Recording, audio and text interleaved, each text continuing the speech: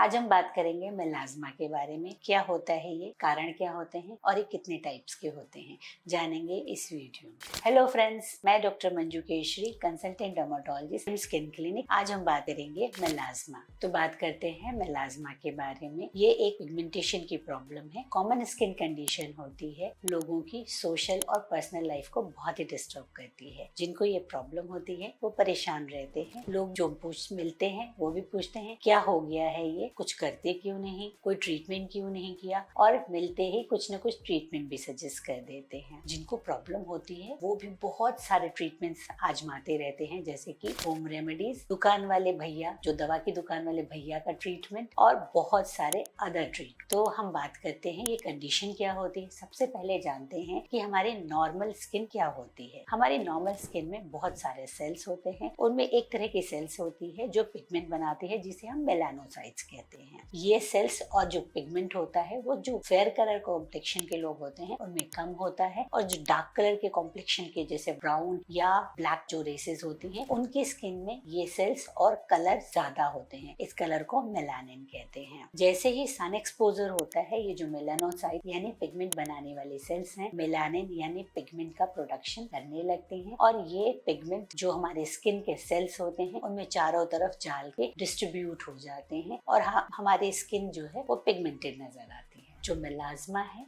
उसमें ये इन पिगमेंट का डिस्ट्रीब्यूशन बहुत ही टिपिकल होता है। इसे हम सेंट्रोफेशियल कहते हैं, मतलब फेस के बीच में, जैसे कि फोरहेड, नोज, चीक्स, किसी किसी के अपर लिप और चिन में भी देखा जाता है। तो अब हम बात करते हैं इसके कारण या कॉजेज कितने होते हैं। तो हम इसको डिवाइड कर सकते हैं hormonal causes, genetic, sun exposure और अदर फैक्टर्स में। तो सबसे इम्पोर्टेंट जो कारण होता है वो हार्मोनल होता है। तो बहुत सारे हार्मोन्स जैसे कि थायराइड और सेक्स हार्मोन्स जैसे कि एस्ट्रोजन और प्रोजेस्टेरॉन इसके लिए रिस्पॉन्सिबल होते हैं। जो हमारी स्किन होती है उसमें मेलानोसाइट स्टिमुलेटिंग रिसेप्टर्स होते हैं, जो कि इन हार्मोन्स की वजह से एक्टिवेट हो जाते हैं और मेलानिन का प्रोडक्शन बढ़ा देते हैं। इसलिए ये कंडीशन प्रेगनेंसी और जो लोग ओरल कॉन्ट्रासेप्टिव्स ले रहे होते हैं, क्योंकि इनमें इन हार्मोन्स का लेवल बढ़ जाता है और ये कंडीशन उनमें प्रेसिपिटेट कर जाती है। अब इसका मतलब ये बिल्कुल भी नहीं है कि ये जो एस्ट्रोजन ये और प्रोजेस्टेरॉन हार्मोन होता है हमारे शरीर के लिए हानिकारक है, ऐसा बिल्कुल भी नहीं है। कुछ हमारे शरीर में कुछ एरियाज होते हैं, जैसे हमारे चीक्स, उनमें ये रिसेप्टर्स होते हैं, और जैसे ही हमारे शरीर में इन हार्मोन्स का लेवल बढ़ता है वो ज्यादा सेंसिटिव हो जाते हैं, और इन जो रिसेप्टर्स होते हैं वो एक्टिवेट होकर मेलानिन का प्रोडक्शन बढ़ा देते हैं। अब हम बात करते हैं जेनेटिक फैक्टर्स के बारे में। अगर हम जो मेलाज़्मा के पेशेंट्स होते हैं, कई बार उनसे हिस्ट्री ली जाती है, तो उनकी मदर की साइड, इवन उनकी मदर में या फिर मासी, बुआ,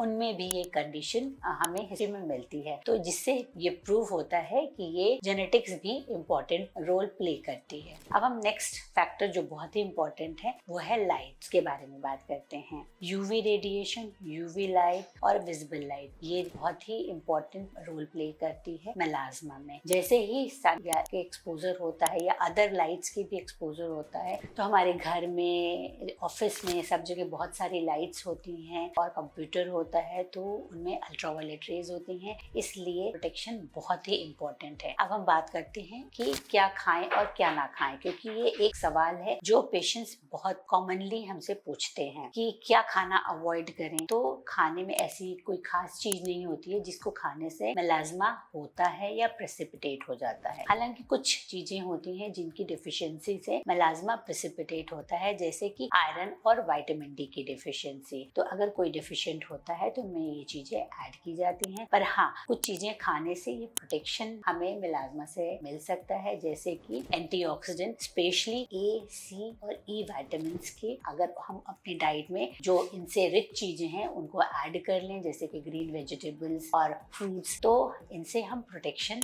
ले सकते हैं। इसके अलावा कॉस्मेटिक यूजेस, जो लोग बहुत ज्यादा कॉस्मेटिक यूजेस करते हैं, उनमें कभी कभी ऐसी चीजें होती हैं जो हमारे स्किन को इरिटेट करती हैं, जैसे कुछ रेटिनोइड्स, रेटिनॉल या फिर आहा प्रोडक्ट्स का बहुत ज्यादा यूज करते हैं। जिनकी स्किन ड्राई होती है उनकी स्किन इरिटेट हो जाती है और उनका जो अपर लेयर होता है वो डैमेज हो जाती है और फिर पिगमेंट बनाना शुरू करती है, जिससे कि मेलास्मा बढ़ जाता है। या फिर जिनको मेलास्मा ना हो उनमें ये आ भी सकता है। कभी कभी लोग ओवर द काउंटर स्टेरॉइड्स का यूज खरीद के बहुत ज्यादा करते हैं, उससे हमारी स्किन पतली हो जाती है और फिर डैमेज होके मेलानिन का प्रोडक्शन बढ़ा देती है। तो ऐसी कोई भी चीज, अगर आपकी स्किन सेंसिटिव है तो इन चीजों को सेल्फ यूज ना करें, जिससे कि आपके लिए, अगर आपको मेलास्मा नहीं भी है तो आप प्रोन हो जाते हैं या फिर आपको मेलास्मा हो जाता है। लेकिन अगर आपको मेलास्मा है तो आपको डर्मेटोलॉजिस्ट के बारे में है तो हम बात करते हैं कि कितने टाइप के मेलास्मा होता है। एक मेलास्मा होता है एपिडर्मल यानी कि सिर्फ अपर लेयर पे, डर्मल यानी कि डीप लेयर पे, और तीसरा मिक्स्ड भी हो सकता है जिसमें दोनों लेयर के मेलास्मा, मतलब डीप भी है और सुपरफिशियल भी है। डॉक्टर आपको देखे ही इसे डायग्नोज कर लेते हैं। कभी कभी हमें वुड स्लैम्प की भी जरूरत होती है, जिससे हम डिफरेंशिएट करते हैं कि ये सिर्फ आपकी अपर लेयर में है या फिर डीप लेयर में भी है। अब हम बात करते हैं ट्रीटमेंट के बारे में। तो सबसे पहले जिनको मेलास्मा है उनमें इन्वेस्टिगेशंस की भी कभी कभी जरूरत होती है, जैसे कि हार्मोनल इन्वेस्टिगेशन, जैसे कि थायराइड का हम एग्जामिन करवाते हैं। विटामिन लेवल्स चेक कर सकते हैं, जैसे कि आयरन, B12, विटामिन डी। अगर आप डेफिशिएंट है तो उनको ऐड किया जाता है। इसके अलावा सन प्रोटेक्शन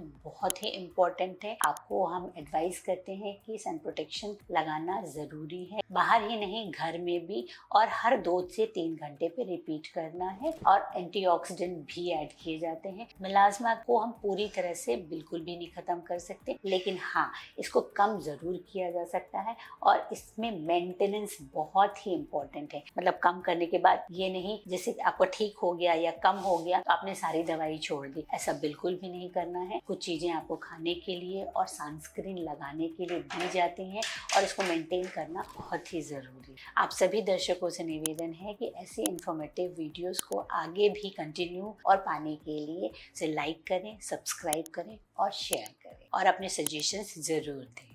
धन्यवाद।